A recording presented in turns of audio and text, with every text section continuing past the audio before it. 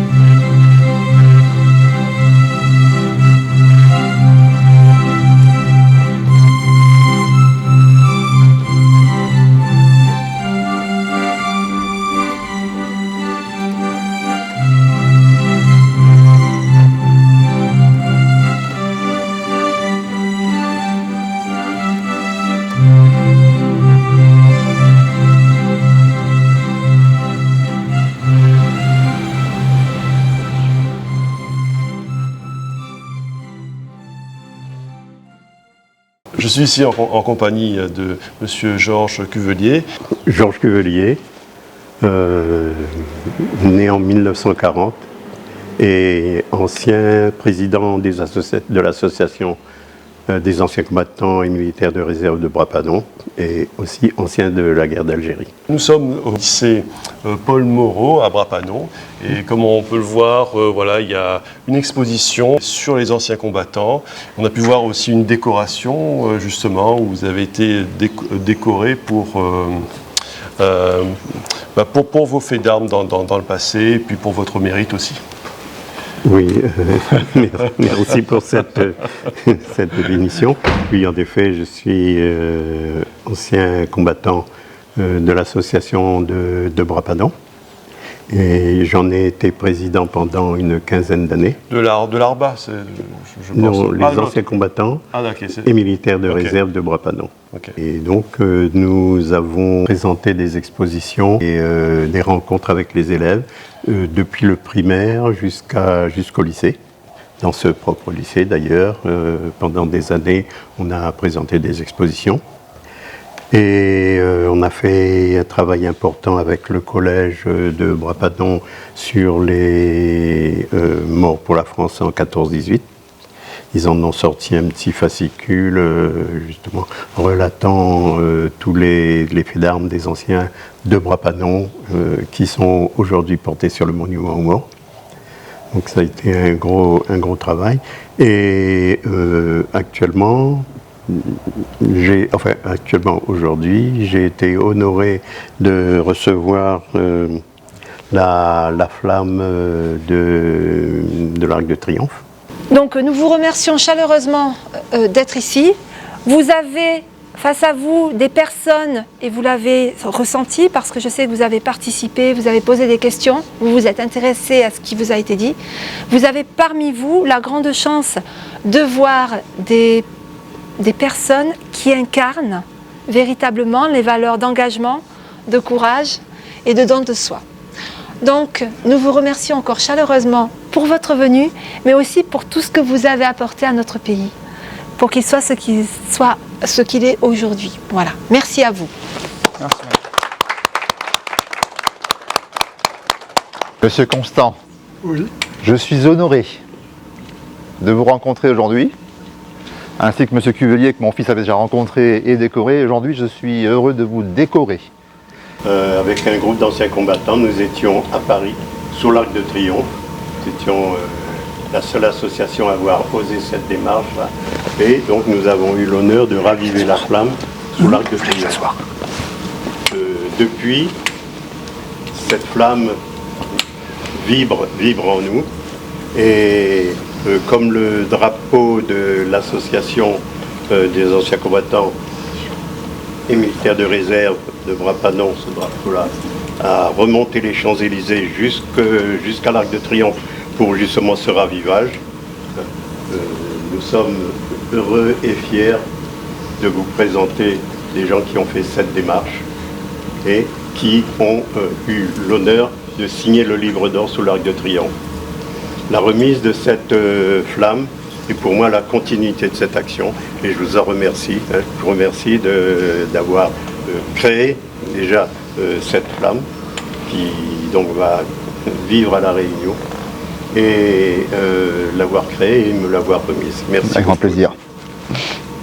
Je suis fier d'ailleurs de la partager avec tous les élèves de ce lycée, de même que je l'avais fait avec tous les anciens combattants de notre association, parce que c'est un honneur que je ne peux pas garder tout seul, c'est un honneur qui se partage, et donc tous nos anciens, tous ceux qui sont à l'association des anciens combattants de Brappanon ont cet honneur-là.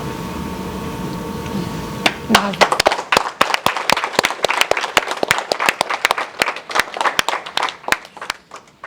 Avant de remercier également la présence, que le lycée puisse nous recevoir ici. Hein, donc c'est un grand plaisir également. Je vois effectivement que le musée itinérant est là. Oui. Merci également à toute l'équipe professorale. Merci donc à tous les bénévoles donc, de l'ARBA. Hein, qui ont fait que tout ceci se passe très bien. Merci à tous les jeunes qui sont là et qui montrent effectivement donc leur engagement. Merci à vous tous. Merci à vous. Parce qu'en 2006, nous avons emmené un groupe d'anciens combattants pour raviver la flamme sous l'Arc de Triomphe à Paris. D'accord. Donc notre drapeau a pu remonter les Champs-Élysées en tête du défilé, ce qui est un grand honneur pour un drapeau de La Réunion. Et nous avons donc, après le dépôt de gerbe, fait le ravivage de la flamme et les 11 personnes de la délégation ont pu signer le livre d'or de la flamme. D'accord. Et donc votre association, elle est venue aussi par l'ARBA de M. Frédéric Nivarosa, il me semble. Oui, alors l'ARBA s'appuie sur notre expérience, pour justement avoir cette action au niveau des scolaires et surtout aujourd'hui au lycée. Mais c'est une entreprise qui leur a demandé beaucoup de travail, beaucoup de mise en place et beaucoup de rencontres. Et notre fierté à nous, anciens, c'est de voir que justement les nouvelles associations prennent la relève, prennent le relais et assurent ce devoir de mémoire, cet échange avec les générations d'aujourd'hui. Ouais. Parce que moi, il me semble qu'avant, il y avait des associations pour les anciens combattants, dont vous en faisiez partie, mais l'ARBA apporte un soutien psychologique, et même plus là, pour les anciens blessés de guerre, il me semble. Donc, oui. C'est un complément, l'ARBA est venu apporter un complément qui était vraiment nécessaire. L'ARBA est venu apporter surtout quelque chose que l'on ne savait pas faire ou que l'on n'osait pas faire parce qu'on n'avait pas les moyens. De tout temps, l'ancien combattant a été celui qui honore la mémoire de ceux qui sont morts pour la France. J'y ai ajouté honorer le travail et le vécu des gens qui sont revenus de la guerre. À travers notre association, on a toujours défendu ça et on a donc partagé ça avec les scolaires. L'ARBA est venu apporter le plus, c'est-à-dire les anciens combattants, anciens militaires sont souvent traumatisés parce qu'ils ont eu à vivre dans des situations difficiles sur le terrain, au Baroud ou autre. Et ces gens-là n'étaient pas pris en compte par personne, ni dans le civil, ni dans l'après-militaire. Aujourd'hui, l'ARBA assure ce relais nécessaire pour pouvoir réinsérer et réinsuffler la vie aux anciens militaires qui qui ont décroché de la vie militaire et qui n'ont pas encore remis les pieds dans la vie civile.